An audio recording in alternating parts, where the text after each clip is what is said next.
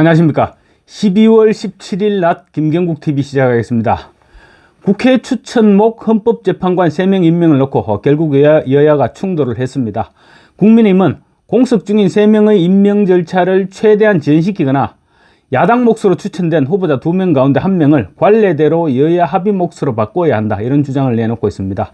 지난번에는 사실 국민의힘이 많이 바빴기 때문에 헌법재판소 기능이 마비될 우려에 처했다, 이런 판단 아래 국민의힘에서 양보를 했죠.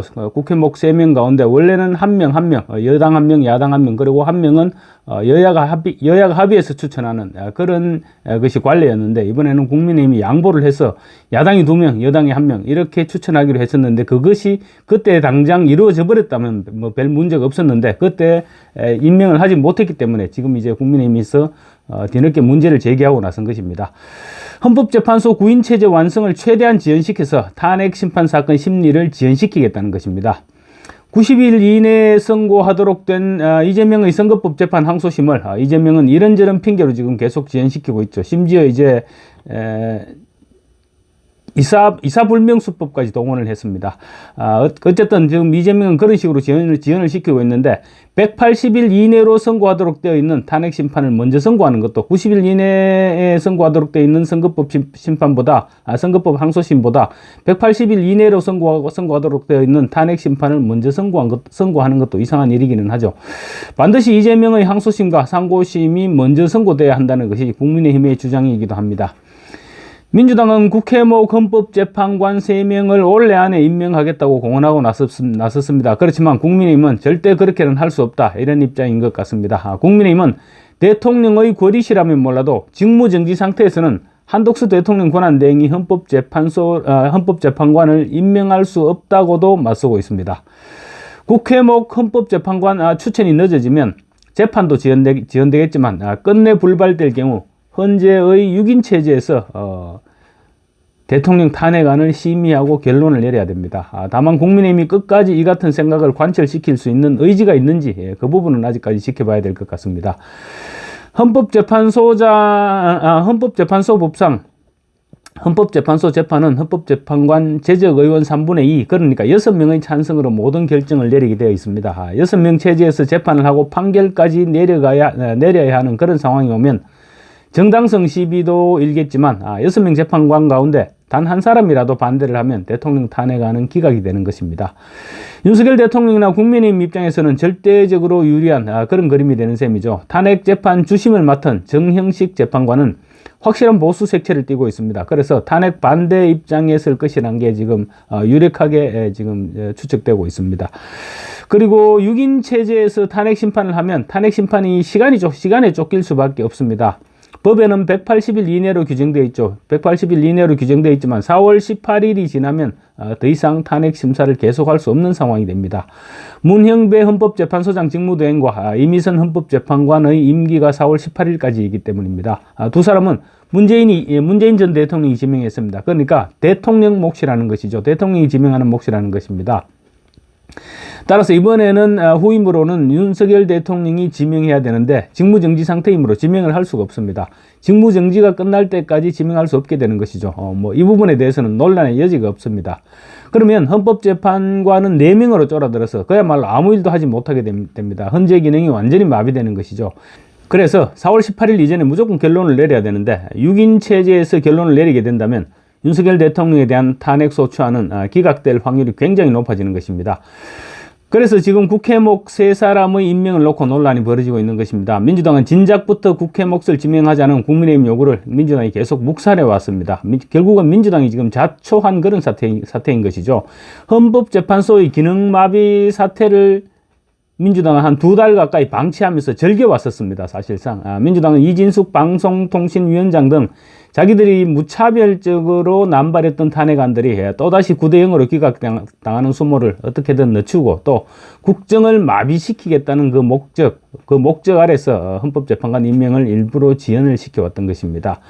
그런데 윤석열 대통령에 대한 탄핵소추가 추진되자 민주당은 돌연 헌법재판관 임명을 서두르고 나선 것입니다. 참 이율배반적이죠. 사실 국회 목 3명은 여야가 1명씩 추천하고 나머지 1명은 여야 협의로 추천해왔던 것이 관례입니다. 그런데 민주당은 여야 의석수가 차이가 있는 만큼 자기들이 2사람을 지명하겠다 이런 명분을 내세워서 끝까지 버텨왔었습니다. 헌법재판소 기능 마비를 우려했던 국민의힘이 막판에 양보해서 헌법재판관을 빨리 임명하자 그렇게 했는데 민주당은 그나마도 꾸물거리다가 결국은 대통령 탄핵 국면에 접어드니까 갑자기 서두르고 나선 것입니다. 이제는 국민의힘에서 2대1 추천을 바로잡아야 한다는 목소리가 당연히 나올 수밖에 없는 것이죠. 저도 얼마 전에 방송에서 한번 말씀을 드렸었는데 주진우 법률자문위원장은 오늘 원내대책회의에서 지금 대통령 탄핵이라는 중차대한 판결을 앞두고 야당이 일방적으로 2명을 추천해서 임명하는 것은 현 시점에서 매우 공정하지 못하다 이렇게 주장을 했습니다. 특히 야당이 추천한 지금 헌법재판관 후보들은 확실하게 좌파 판사다 이렇게 불려왔을 정도로 편향적인 판결을 해왔던 사람들입니다. 주진우 위원장은 이런 부분들을 지적하면서 헌법재판관 임명 문제는 실제로 권한대행의 임명 범위는 물론이고 여야 추천 몫을 어떻게 해야 될 것인지를 재논의해서 법과 원칙에 따라 정확히 해야 된다 이렇게 주장하고 나섰습니다. 그러니까 처음부터 다시 얘기하자 이런 주장인 것이죠. 국민의힘은 특히 대통령의 권위가 아니라 직무가 정지된 상태에서 한덕수 대통령 권한 대행이 행정부 소속이 아니라 독립적 헌법기구로서의 헌법재판소 재판관 3명을 임명하는 것은 대통령 권한 대행의 권한 받기다 이렇게 주장하고 나섰습니다. 과거 박근혜 전 대통령 탄핵으로 직무가 중지됐을 당시 그때 황교안 대통령 권한 대행도 헌법재판관을 임명하지 못했고 또 탄핵안이 헌법재판소에서 최종 인용된 이후 그러니까 대통령이 권리 상태가 된 이후에야 대법원이 추천한 이선희 헌법재판관을 임명했던 그런 전례가 있습니다. 당시 민주당은 황교안 권한대행의 헌법재판관 임명권 행사는 민주주의 훼손이다 이렇게 강력히 비판하고 나섰습니다.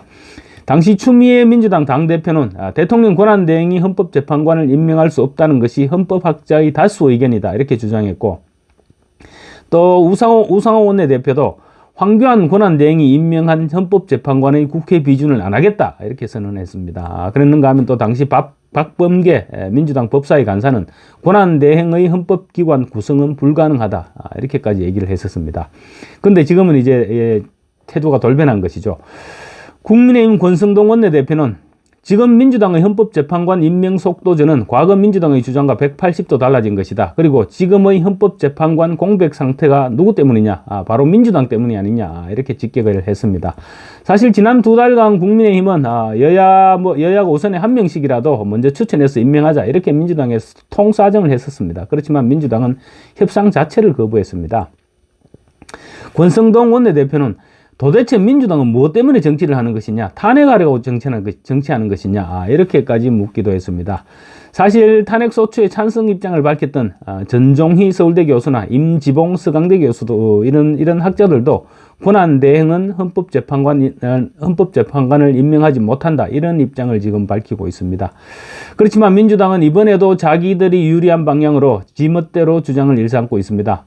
김민석 최고위원은 바로 어제 권한대행 총리에게는 인사권과 법률 거부권을 행사할 능동적인 권한이 없다 이렇게 주장했고 전현희 최고위원도 권한대행으로서의 입법 거부권과 인사권을 남용하는 것은 헌법 위반이자 탄핵 사유다 이렇게 협박성 발언까지 서슴지 않았습니다. 김민석이나 전현희는 한덕수 대행이 법률안에 대한 거부권을 행사해서는 안 된다는 것인데 그런 주장대로라면 헌법재판관에 대한 권한대행의 임명 역시 불가능합니다.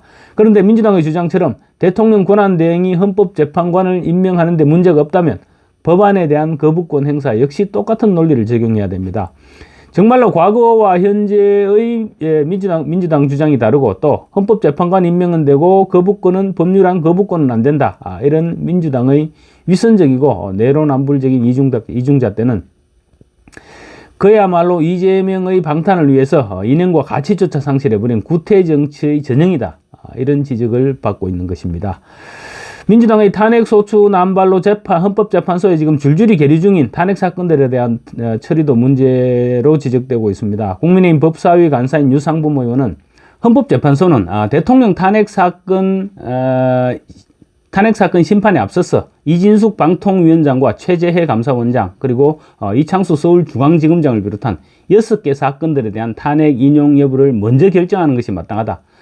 부득이 이들에 대한 심리를 미뤄야 한다면 먼저 효력정지 가처분으로 직무정지 상태를 풀어서 국정이 장기간 마비되는 사태를 방지해야 할 책임이 헌재에 있다. 이렇게 압박을 했습니다. 사실 지금 이창수 서울중앙지검장 같은 경우는 효력정지 가처분 신청을 헌법재판소에 제출해둔 상태입니다.